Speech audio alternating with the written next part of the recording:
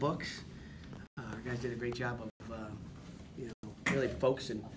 I was just impressed with our Tuesday and Wednesday practices I've been. Our guys are ready, and it should be a lot of fun in the city of Pittsburgh this weekend. Who's got questions? It seemed like Albany did some things to kind of not take advantage of, maybe neutralize a little bit some of that speed and aggressiveness you have up front. Screen pass, some of the reverses and things like that. You expect that teams will probably try and do that a lot this year. That's what they always do. That's college football. That's a spread. I mean, that's kind of where college football is.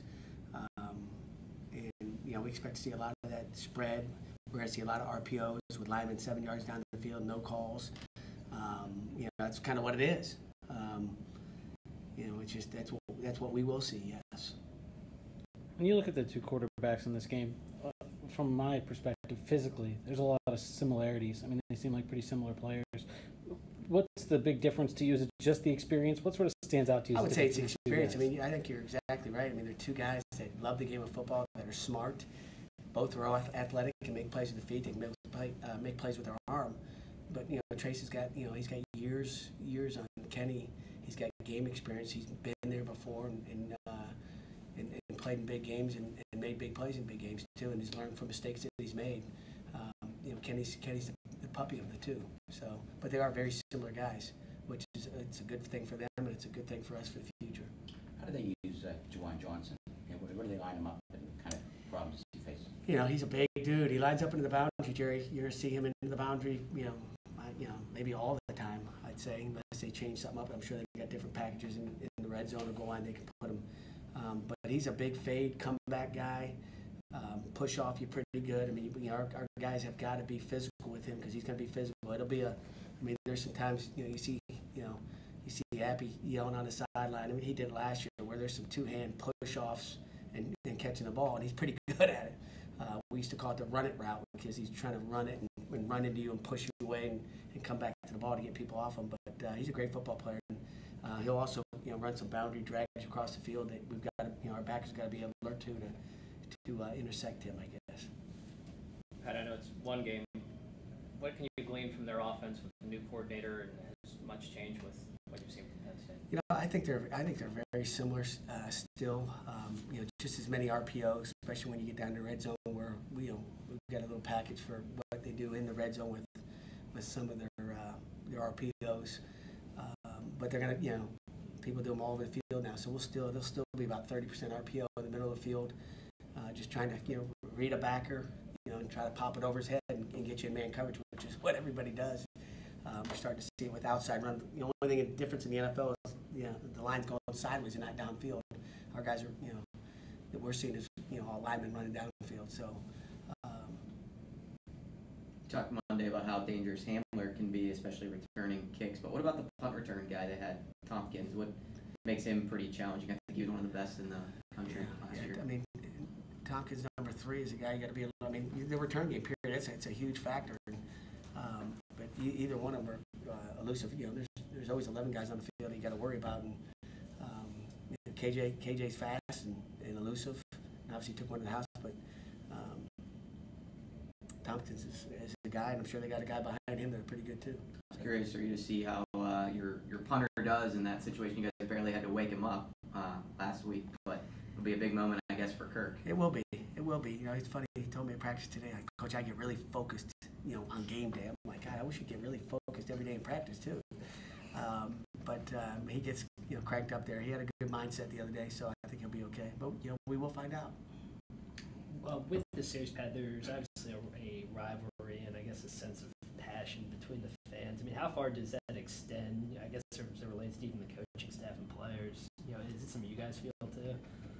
No doubt about it. I mean, you feel it. I've felt it every game I've been in, whether it was a rivalry at Rhode Island or Michigan State or Pitt. I mean, everybody's got a different way of looking at it. I mean, our young kids. I mean, do young kids embrace rivalries? I don't know. I mean. Have they been a part of them? I grew up with rivalries, and they've been important to me. Maybe it's just us old people that care about them. I don't know. But it's a big game, and I think our kids know it. Who was your eyes rival? Was it a UMass? Don't even ask me. I don't know.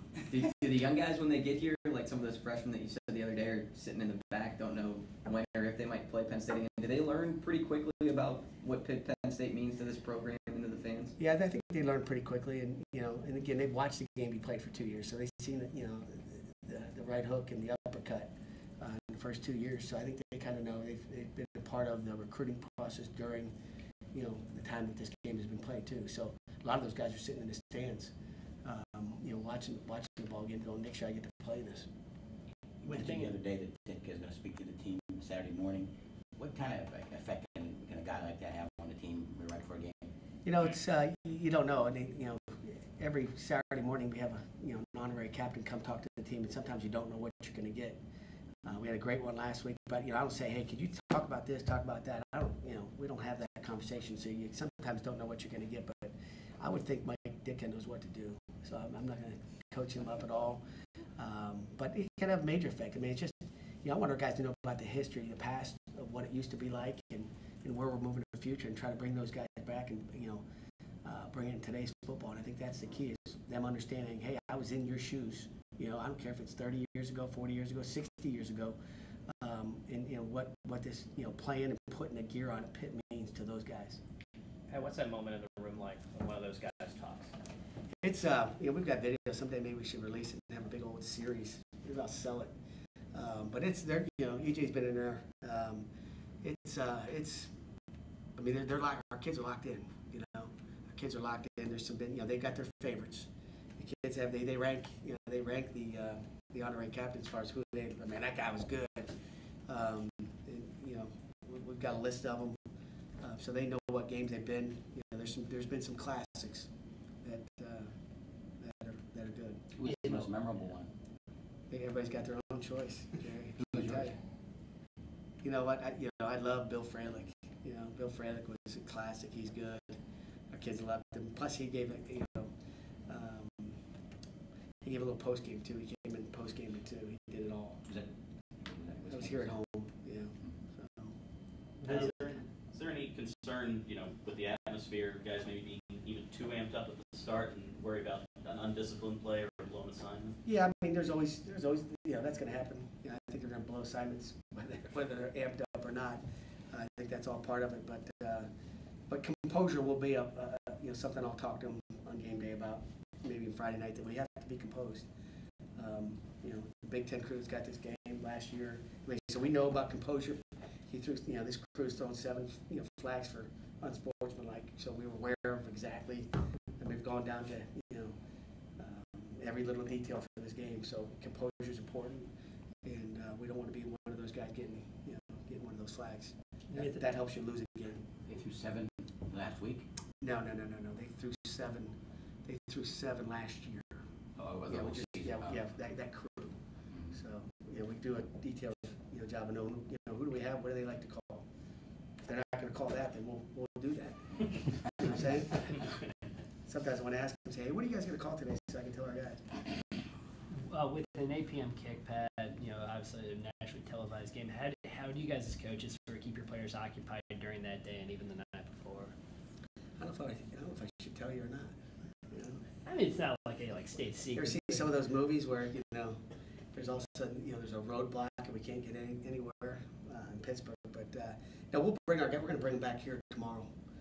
We're going to bring them back in a familiar atmosphere, get them out of the hotel, come back here, watch some tape, have some special teams meetings, some offensive, defensive meetings, do a little recovery with them in the weight room just to get their bodies feeling good, just to get them, out of that hotel and not, don't want them sitting in the rooms all day. So that's what we'll do.